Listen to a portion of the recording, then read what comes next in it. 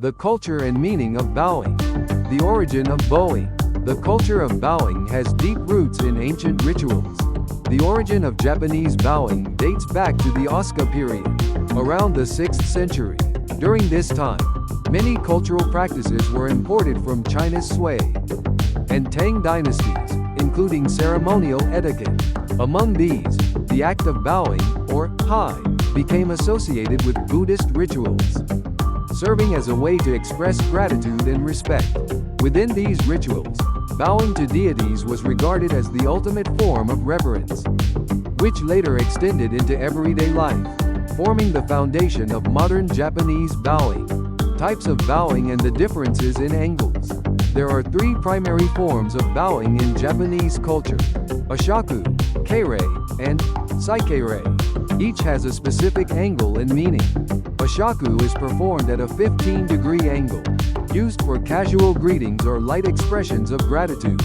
Keirei involves a 30-degree bow, commonly used in formal situations or business settings. Saikeirei, a 45-degree bow, is reserved for apologies or profound expressions of respect. These angles are not merely practical, they embody the aesthetic of posture. This aesthetic of bowing has significantly influenced Japanese physicality, extending to traditional practices like martial arts and tea ceremonies, where bowing signifies not only formality, but also one's state of mind. Historical evolution of bowing etiquette. During the Edo period, bowing etiquette was strictly dictated by the feudal class system. Commoners were required to bow deeply to samurai, while samurai themselves followed hierarchical rules depending on rank and family status. Such customs have influenced modern bowing practices, particularly in situations involving social hierarchies. In the Meiji era, the influx of Western culture introduced new forms of greeting like handshakes and kisses. However, bowing persisted, reflecting the Japanese respect for personal space and interpersonal boundaries. Bowing in international contexts. The culture of bowing has transcended Japan, gaining recognition abroad. In diplomatic settings, Japanese representatives often bow to foreign dignitaries. This serves two purposes: to convey Japan's traditional etiquette and to show respect for the other culture. Interestingly, in Western countries, bowing is often perceived as a sign of humility, whereas in other Asian countries, it symbolizes utmost respect. Understanding these cultural distinctions is key to fostering genuine international exchange. Psychological effects of bowing. From a psychological perspective, bowing has been shown to improve interpersonal relationships. Bowing communicates a lack of hostility and fosters trust.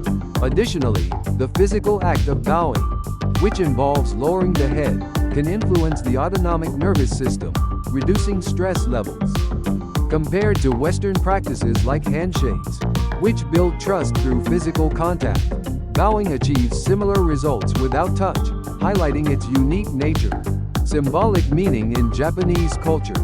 Bowing is not just an act of greeting or politeness. It is a symbolic gesture embodying a deeper spirituality. For example, in traditional arts like tea ceremonies or no theater, every movement, including bowing, reflects an attitude of reverence.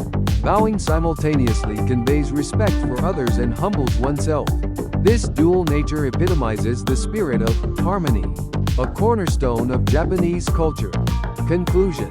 The culture of bowing is a uniquely Japanese tradition, intertwined with history, social contexts, and psychological aspects. How this culture will be preserved and shared with the world remains a crucial question. By understanding the profound meaning behind bowing, one can reflect on their own values and relationships with others, offering an opportunity for deeper self-awareness and connection.